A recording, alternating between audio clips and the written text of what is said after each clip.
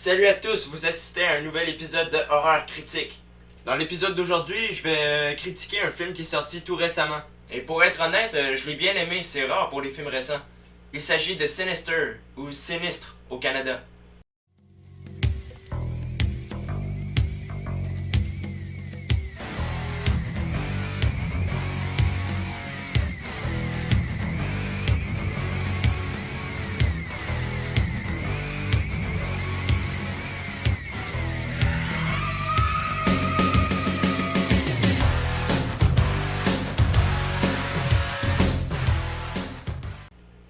Un écrivain passionné de récits de crimes emménage avec sa famille dans une maison où a eu lieu un terrible assassinat d'une famille entière.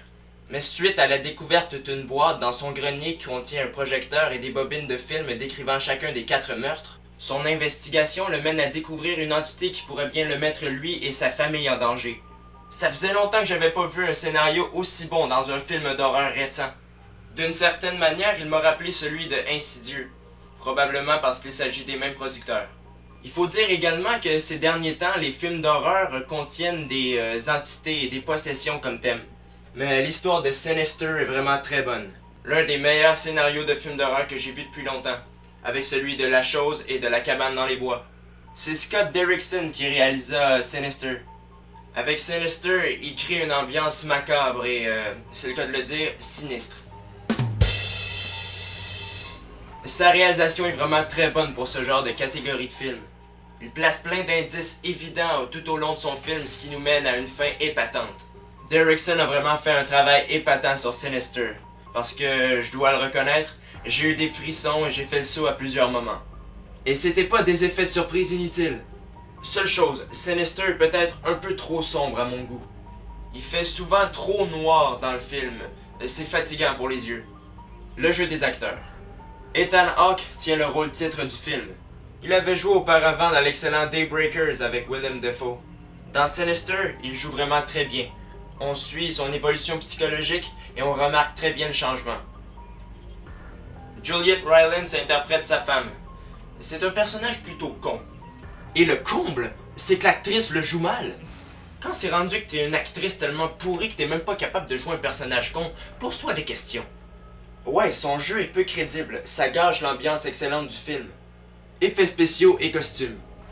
Les effets spéciaux de Sinister, bien que souvent censurés, sont vraiment très bien faits, et puis les costumes sont plus qu'effrayants.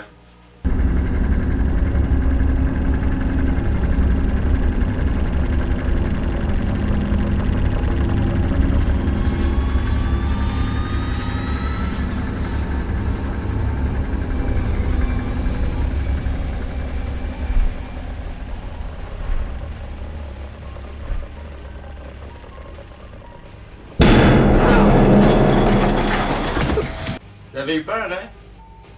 Sinister, pour un film récent, m'a plus qu'agréablement surpris. J'ai trouvé le scénario passionnant et la réalisation très bonne.